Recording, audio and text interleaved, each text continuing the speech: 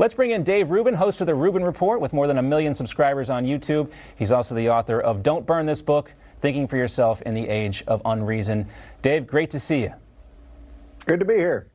So, I mean, obviously there's a dichotomy, a duality, if you will, when it comes to the media and the way they cover both of these stories. What is going to change this?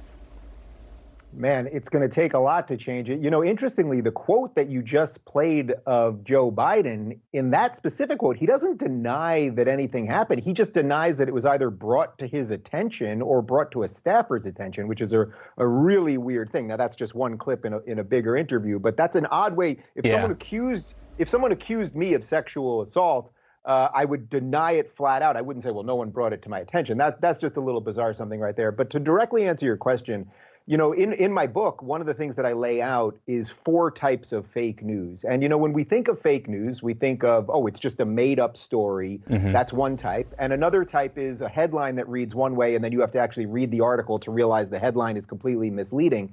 And a third type, which I think is happening right now, and I think is the most nefarious and the most insidious, is when the media ignores a story that doesn't fit their narrative. Right. So look, sexual assault allegations against Joe Biden are virtually the exact same thing as sexual assault allegations against Brett Kavanaugh. Now, obviously, I don't have to go into what the media did with that and front page of everything for weeks and weeks and weeks. I was actually on tour in Europe during most of the confirmation hearings, and people literally were asking me on the streets in Dublin about what I thought about Brett Kavanaugh. So that's what an insanely big story it was. Now, for weeks, as you just alluded to, the New York Times and CNN completely ignored this, while most of us online, if you're on YouTube, you're on Twitter and everything else, we've been talking about it, and everyone knows it's something. Now, I'm not saying the allegations are true, just like I wouldn't say the allegations against Brett Kavanaugh are true or false. We have to have evidence. But we got to have at least some sort of semblance of you know,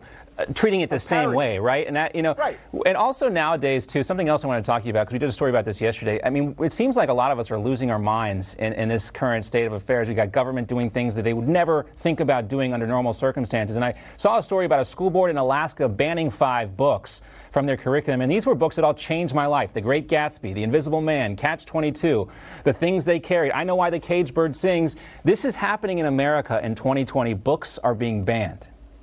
I mean, that's why I titled this thing, Don't Burn This Book. You know, it's an erasure of history. When you go back and you eliminate books from a curriculum or you literally burn books, what you're doing is, you know, they do this with Huck Finn every now and again because there's some untoward language in there. That's not an endorsement of the language. It's an acknowledgement of how people spoke at one time. And this, you know, there's a real easy metaphor here to when everyone wants to take down, or a certain set of people want to take down monuments of people in the past because of the way they behaved as people of their time. It's like, if we want to play that game, you're going to actually destroy everything. Right. Because let's not forget that Barack Obama, progressive hero Barack Obama, ran his first term against gay marriage. Well, they're building his presidential library in Chicago right now. And it's like the progressives of 2040 are going to look back and go, whoa, that guy was against gay marriage, and they're going to tear that thing down. So it's a movement of destruction. Yeah, it's a the left seems to be more tolerant, at least, of the evolution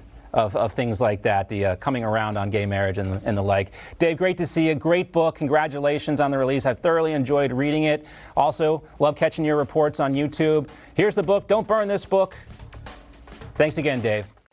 You just watched Newsmax TV, America's fastest growing news channel, now in 65 million homes. Get Newsmax TV on all the major cable systems, or go to newsmaxtv.com and click on the Find Newsmax tab to locate us. Remember, Newsmax TV, we're real news for real people.